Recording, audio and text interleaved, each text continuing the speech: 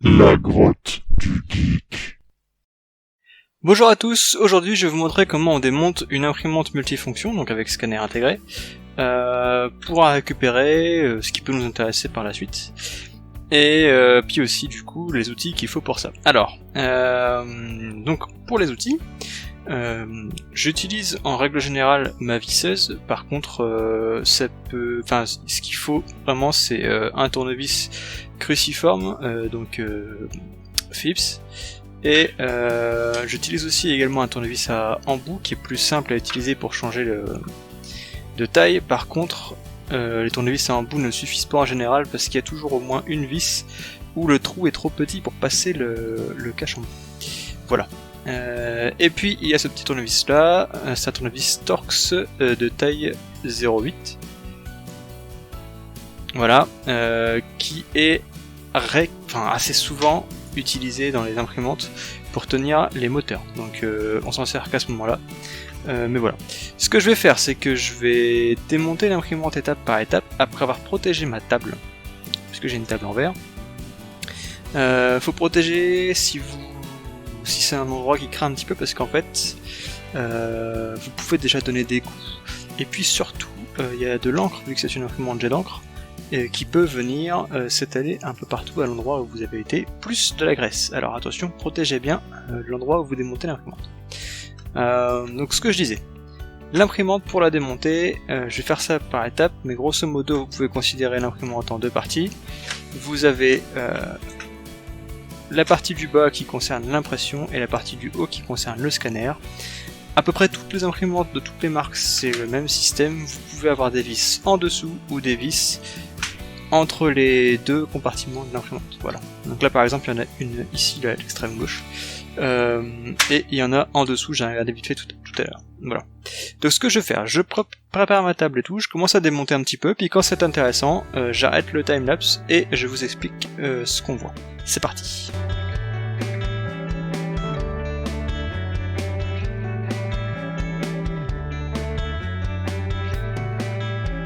Alors là je viens de commencer, j'avais oublié un petit détail, préparer un sac poubelle et puis un petit peu d'essuie-tout pour vous essuyer les mains quand il y aura de la graisse. Et sinon, en général à l'arrière de l'imprimante vous avez un bloc séparé comme ça, c'est le bloc d'alimentation. Par exemple celui-ci il prend donc en entrée du 220 volts et il sort du 24 volts et du 32 volts. Voilà. Donc ça peut servir, mais bon en général ça sert pas trop, ce genre d'aliment. Hop. Et on continue.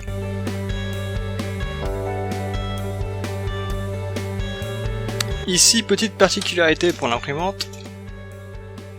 Elle a, je sais pas si vous voyez là, des petits crans avec des petites flèches qui indiquent qu'en fait il y a un clip à retirer pour pouvoir enlever le cache. Voilà, donc les deux caches des côtés s'enlèvent par clips en fait. Voilà, faut pas chercher plus de vis que ça.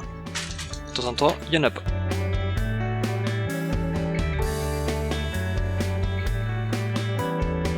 Une fois qu'on a retiré les premiers caches, en règle générale, on va avoir accès à la carte mère de l'imprimante. Bon, il y a aussi un peu des engrenages, etc. Qui est relié vraiment partout, donc il y a vraiment beaucoup de faisceaux de câbles. Vous pouvez commencer à tout débrancher si vous voulez. Et vous allez aussi avoir accès, voire en tout cas sans pouvoir démonter tout de suite, donc les moteurs. Donc normalement il y en a deux généralement. Il y en a un, donc ça doit être celui-là, qui est relié à la courroie en interne, donc on le verra plus tard, qui fait bouger la tête. Et puis il y en a un deuxième qui entraîne le papier. Hop.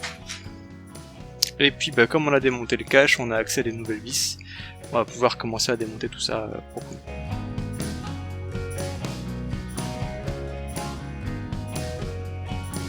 Voilà, donc là on arrive au moment après critique où on a réussi à séparer le bas de l'imprimante avec tout ce qui est impression et le haut avec le scanner. En général je mets le scanner de côté et je le fais plus tard, mais grosso modo vous pouvez faire les deux en parallèle, il n'y a pas de différence. Du coup là ce que vous avez toutes les cartouches qu'il va falloir jeter. Bon, les cartouches ça jette pas n'importe comment, vous pouvez les jeter en magasin, etc. Et puis vous avez accès à toute cette zone là. Vous avez des tampons là, au bout, en fait, faites attention parce qu'en fait c'est là que les cartouches viennent se nettoyer, etc. Donc toute cette zone là, ne mettez surtout pas les mains dedans, vous allez avoir les mains noires tout de suite. Évitez de toucher absolument cette zone, qui est vraiment en dessous des cartouches, voilà. Et puis pour la suite, ah oui, là aussi des coups derrière. Non, vous voyez, dans cette imprimante là, il y a un système de pompe à l'intérieur. Je sais pas si on verra bien, mais en gros c'est une pompe à encre en trop qui vient prendre l'encre, la mettre dans ses réservoirs à l'arrière pour que ça sèche. Voilà. Bon. Bref, je vais continuer de démonter ça, et puis je vous laisse voir un peu pas à pas. Je pense que là ça va être un petit peu du démontage au fur et à mesure. Et il y aura pas trop de pause pour ça. Mais si je vois un truc intéressant toujours, je vous montre comment ça marche.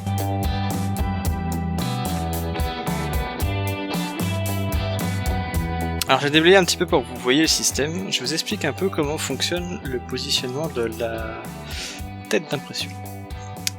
Vous avez ce moteur. Ce moteur, il fait tourner une courroie. Vous la voyez peut-être pas derrière. Je vais zoomer un petit peu. Et je vais vous mettre en face. Voilà. Alors, hop. Vous avez le moteur qui fait tourner une courroie. Et cette courroie, en fait, elle tient le chariot avec toutes les cartouches. Voilà. Si je fais tourner un petit peu, vous allez voir. Voilà. Bon. Puis vous voyez aussi qu'il y a un petit ruban en plastique qui est juste à côté. Et bien ce ruban en plastique, en fait, on ne voit presque pas à l'œil nu. Mais il est finement strié comme ça.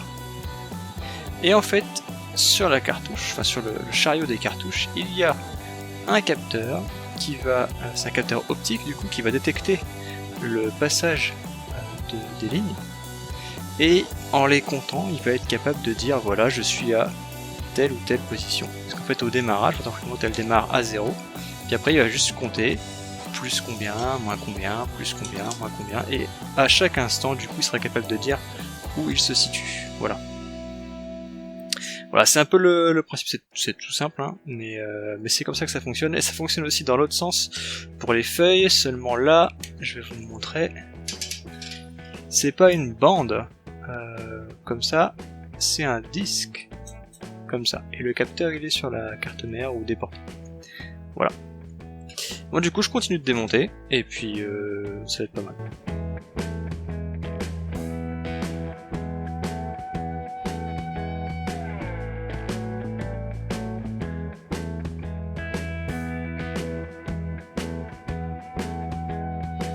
Bon, là, je crois qu'on a eu à peu près accès à tout ce qu'on allait récupérer sur cette partie de l'imprimante.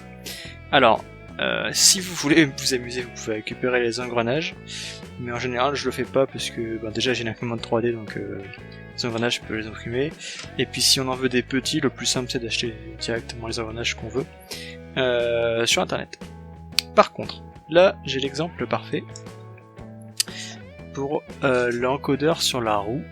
Vous allez bien le voir comme ça. Voilà. Donc là vous avez la roue avec tout l'écran, tellement petit qu'on a l'impression que c'est juste gris. Et puis ici l'encodeur qui va venir détecter le passage de la roue quand elle tourne. Voilà. Et lui il va compter les crans qu'il voit et ça va donner la position de la roue. Et comme c'est la roue qui entraîne le papier, et ben on va savoir où la feuille en est et pouvoir la faire bouger à une vitesse constante pour que ça imprime correctement. Ça c'est relié à la carte mère que j'ai démontée et qui est ici. Voilà. On va dézoomer un peu pour le coup. Hop. Alors la carte mère du coup dessus, qu'est-ce qu'il y a bon bah là vous voyez qu'il n'y a pas grand chose sur cette face là, c'est parce qu'en fait ça se passe derrière. Voilà. Derrière vous avez le processeur principal, ça, LPDA ça doit être une mémoire, etc. etc. Bon. Vous voyez qu'il n'y a pas grand chose, mais au final il n'y a pas besoin de grand chose sur cette carte. Principalement, donc le composant qui fait tous les calculs qui est derrière, du coup le gros composant là. Et toutes les connexions, donc aussi bien la connexion USB pour vous mettre dessus, que la connectique qu'on a vue pour les capteurs, et puis aussi la connectique du scanner, qui est assez costaud celle-là. Voilà. constitué de 2 nappes. Donc le scanner, il y a une nappe pour le scanner et une nappe pour l'interface utilisateur, parce qu'il faut bien appuyer sur les boutons pour contrôler cette petite bête. Donc voilà. Et ensuite, il y avait une carte qui était juste à côté de cette carte-là, et c'était celle-ci. Elle était de l'autre côté, et quand vous voyez un truc comme ça, tout doré avec des petits points partout, on appelle ça des viols, quoi. Et puis un cache métallique comme ça dessus. En plus là c'est encore mieux, il y a une petite un petit connecteur ici et une antenne là. Ça c'est une carte Wi-Fi. Voilà. Bon, des fois c'est écrit dessus. WLAN module, c'est une carte Wi-Fi. Vous avez même son adresse MAC des fois qui est écrit dessus. Je sais pas si c'est écrit. Non, je vois rien. Mais bref, donc du coup ça c'est la carte Wi-Fi de l'imprimante. Ça peut toujours servir, je m'en suis jamais servi personnellement. J'en ai récupéré quelques-unes et de temps en temps vous tombez sur un beau petit truc du genre une carte qui est déjà en USB. Ça par contre je m'en suis servi, enfin je l'ai donné à quelqu'un mais je m'en suis servi du coup. Hop, et là j'ai l'impression qu'on peut ouvrir le cache. On va essayer de vous montrer ce qu'il y a dedans. Voilà. Et à l'intérieur, vous avez simplement le petit composant qui va venir driver le Wi-Fi. Voilà, c'est un composant Marvel, on voit le M dessus. Vous voyez pas grand chose. Hein. Voilà. Et il n'y a pas grand chose au final, mais comme c'est un composant qui peut déjà irradier les composants voisins et puis lui-même se faire perturber, bah on préfère lui mettre un petit cache comme ça par-dessus qui permet de le protéger. Voilà. Et je vais le remettre parce que ça peut toujours servir. Il faudra juste aller voir la référence et savoir comment c'est câblé pour pouvoir réutiliser ça plus tard. Voilà. Autre chose que je récupère, bon les vis, hein, et ça je pense qu'on s'en fiche. Ça peut toujours servir, c'est des vis plastiques en fait, donc c'est très pratique. Surtout pour quelqu'un qui fait de l'animation 3D. Et autre chose, ceci. Alors ceci c'est quoi? Ça s'appelle des fates. Et c'est quelque chose qu'on met par-dessus. Donc là, celles-là, elles sont plates. Vous mettez ça sur une nappe. Bah, d'ailleurs, celle-là, c'est celle qui va sur cette nappe-là. Voilà. Et ça permet de supprimer les signaux très haute fréquence qui sont en fait des parasites. Voilà. Puisque ça va augmenter l'inductance à cet endroit-là de la piste. Voilà. Donc ça permet de faire un filtre sur le câble et pas sur la carte. On en trouve souvent pas mal dans les imprimantes. Et il y en a aussi d'une autre sorte, c'est celle-là, là, qui sont en forme de bague. En fait, elles permettent de filtrer des câbles. Donc vous allez passer vos câbles à l'intérieur, on fait des enroulements comme ça, et ça va faire comme un enroulement de bobine, hein, ça va faire une self, donc une inductance. Voilà. Et ça permet de filtrer.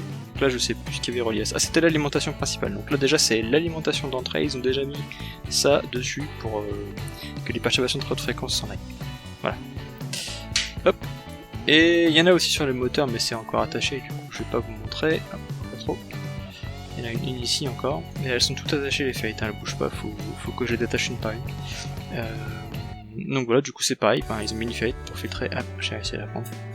Ils ont mis une feuille pour filtrer les moteurs, voilà, ils ont fait 2 tours autour, et puis c'est bon. Allez, vous avez vu, je me suis bien fait avoir par les cartouches d'encre, hein. C'est ce que je vous disais, faites attention. Ne démontez pas une imprimante la veille de votre mariage, hein, parce que sinon, pour les photos, ça va être sympa. Enfin, c'était la petite joke en passant, mais voilà quoi. Si vous devez avoir les mains propres, évitez de démonter une imprimante le matin, quoi. Du coup, je vais continuer mon petit démontage, et puis toujours comme d'habitude, je fais une pause quand c'est intéressant.